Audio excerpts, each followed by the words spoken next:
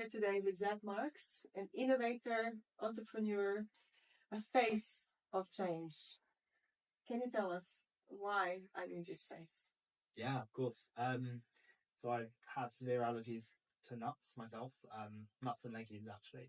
Found out when I was about 5 years old, and carrying adrenaline pens, having them expire all the time, having a lack of training and awareness has just been something I've suffered with my entire life, and selfishly identified that as a problem I wanted to solve, and then obviously realised how big of an impact that problem has on day-to-day life for millions of people in the UK and also worldwide, which is why I came up with the idea for our kits in university back in 2020. When you were a 5-year-old, if you remember, how was it for your parents and yourself to manage allergies? Was it something that was talked about much? Tell us about that time. I literally offloaded all of it to my mum, who I think probably took all of the burden on herself of the anxiety, the responsibility, arranging pediatric sessions with me to get tested regularly, and my adrenaline pen training was always enforced on me. Whenever I had new friends come over, it was at the time EpiPen, blue to the sky, orange to the thigh. Now I often carry Jext, but ensuring that awareness is put into my life as much as I, as a kid and teenager, probably rejected it due to the embarrassment and the stigma, unfortunately. And then I think when I came to university, it was like, oh, I have to do this myself because no one else is going to do this. And we see so many people in secondary school and universities figure that out and often figure it out in the wrong way. That's why we want to intervene so much. But for me, growing up with allergy was always something where I definitely felt like other and excluded, and generally speaking, it was a burden. My daughter has currently experienced bullying in school due to her food allergy. Was bullying something a problem which you encountered in your life as a young person? Yes, I think on the whole, I was quite sensitive about what I did, what I ate, who I saw. I'm generally nowadays as well very picky, very health conscious with food, and I'm always checking ingredients. And I think I'm very confident in that ability now to say, this is what I need, this is what I want, this is what I'm going to get.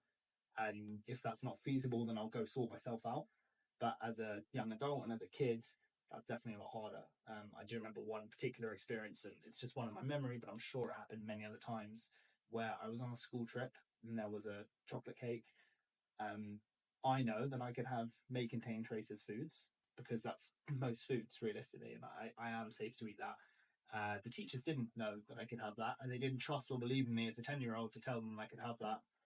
And basically there was one cake, everyone ate it, I didn't.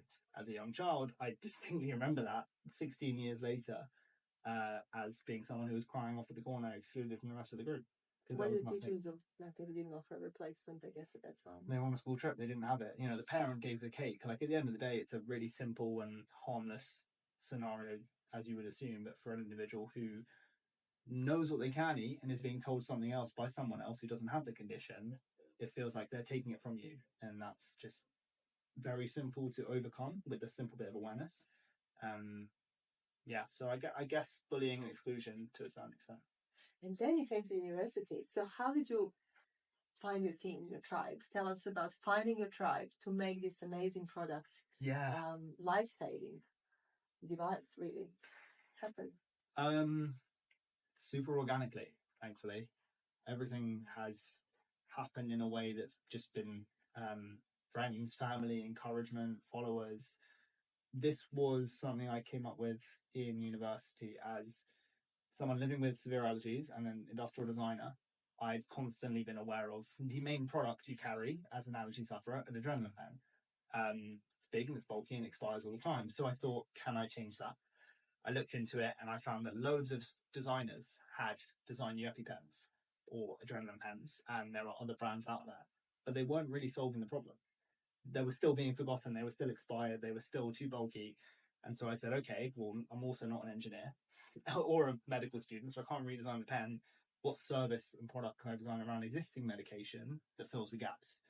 That's where the idea for something just like a defibrillator, but for allergies, came about, where you basically are able to control the medication expiry date, run it on subscription, provide training, and wall mount it so it's super clear, accessible, and visible. And after that, concept that I graduated with in 2020, which was in the peak of COVID as well. I essentially had nothing else to do. I was doing some freelance web design from home. I built a website for the university project that started to gain a lot of traction and attention from friends, family, and they started to say, you should really build a pitch deck so you can get investment for this. I had no idea how to do any of that or run a business, but I just sort of put in the hours and spoke to endless founders, entrepreneurs. And then that's when my now co-founder James was put on furlough, and he was working in sales at an education recruitment firm.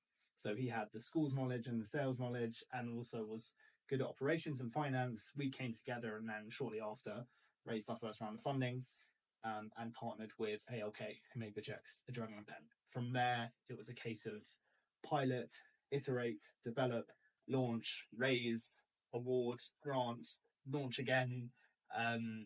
At the point of January 2023, that's where this product came out, and we now have a team of 4 of us and 1 part-time member as well. So you celebrated your first birthday recently?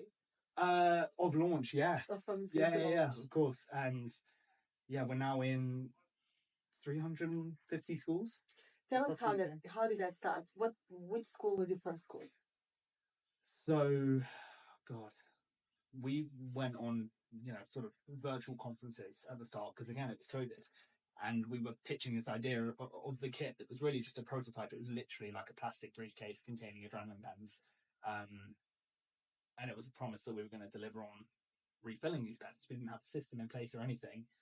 We won over some early school nurses from the Royal College of Nurses Forum in the UK. And we had, I think, 4 or 5 schools sign up to this pilot, where me and James went and manually installed their early kits. They got them for free. They were part of our pilot for 5 months, where we just researched and developed the product. And then now it's come to the point where our kits are basically signed on 5-year deals. We replace the pens every year, and 30% of our schools come to us just from referrals. So we get so much word of mouth traction. Otherwise, I think the way you found me as well is social media, and we do a lot on social media, which is great. On the news and papers and newsletters, all these sorts of things, we reach out, and we're in all sorts of schools across the country, from large boarding schools to tiny state-run primary schools. It really varies. Tell me about your back-end work in terms of technology. Do you harness the power of AI, or that's usually the complicated part, isn't it? Yeah. So, I'll show the kit really quickly. Essentially, inside, when you unlock it with this key, you'll see the 4 adrenaline pens. Now, the kits themselves are completely manual. So the 4 adrenaline pens inside of 2 doses, we monitor those expiry dates. And then we essentially, on our back end, are able to track when they go out of date and replace those. So there's no need to hook this up to tech, make this more expensive for schools or anything. It's just they get the kit, they confirm with us. I'll pop this back. Super simple. On our website, any school can log in that has a kit, and they can basically track all of their medication. They can report use with us. They can access our CPD accredited training course, which is videos and questions. And it's being used by over 6,000 people with incredible reviews. So it's going really well so far. What was the most challenging part in getting the whole system set up? If you could identify, one major challenge. Lots of challenges in running a business. Lots of challenges in hardware. Lots of challenges in compliance. We chose a very, very tricky combination of things. But I think the biggest thing was obtaining our license. I'm sure the legislations are different in every country, but for the UK, we needed to obtain a WDA license in order to essentially fulfill and take payment for medication. And we have rigorous quality control procedures and checks, and a responsible person in our company who manages all of our compliance. We adhere to the MHRA government guidance for medicines and healthcare regulatory agency. There's just a lot that we have to do in order to be a reputable company that we are. So that's where all the 4 years of hard work went in building it up. What's for the future? What's your vision for the future? The goal, as you saw written on our office wall just before, every defibrillator's next door neighbour. That is the dream. And that is, again, stemming from a selfish need. to walk into anywhere, that's a restaurant, hotel, stadium, school, airport, and see a kit on the wall and know that if something happens to me or to anyone else with an allergy, someone that maybe knows they have an allergy or someone that doesn't, there's going to be a kit there for them. And so literally at the time of recording this now, so pretty much at the start of June, we're launching into workplaces, launching into hospitality, and that's going to be huge for us. In terms of manufacturing capacity, is that also a challenge? So we manufacture everything in the UK, actually in Wales. We brought that all in-house and locally. It's more sustainable, it's quicker, more reliable, dependable. We can mass manufacture at scale quite easily. So that is brilliant. And we're also the first subscription service for adrenaline, which means that we actually circumnavigate stock shortages and all those sorts of issues. We guarantee 12 months expiry. We can do that at scale as well. And the company partnered with is a global company, isn't it? Yes. Brilliant. Is there any hope that we will see you in Australia? Yes, for sure. I think there's sort of a multi-phase plan with what we're doing with these kits. You know, we literally launched in schools at the start of last year. Now we're launching in workplaces, hospitality, that sort of thing in the UK. From there, we'll look to, you know, saturate that market and then begin to move abroad. And obviously, places that speak English, the US, Canada, and Australia, are going to be top of our priority list. Also, being the sort of allergy capital of the world, it makes a lot of sense. And we just want to make sure we have as much impact as we can. We think that this is a global need. It's a globally accessible product, and we'd be a fool not to, you know, try and service as many people as we can. Even people who have, for example, completed oral immunotherapy, they still need to carry EpiPens and they still need to have all the allergy medications. So I think it services a broad range of community interests within the food allergy community. Oh yeah, I mean, there's people that don't know they have allergies and then will have their first reaction. There's people that have a reaction, have their own pen, but will need multiple pens and need that backup set. There's so many use cases for a kit that's not just that person's own. Like, sometimes we talk about the kit and a school says, oh no, we have 1 or 2 kids with a nut allergy and they have their own pens.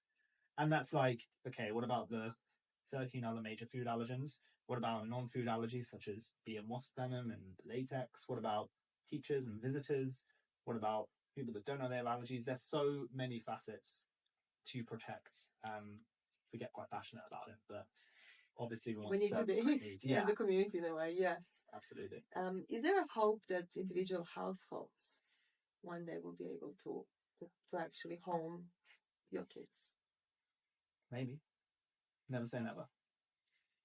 Well, we look forward to having you in Australia.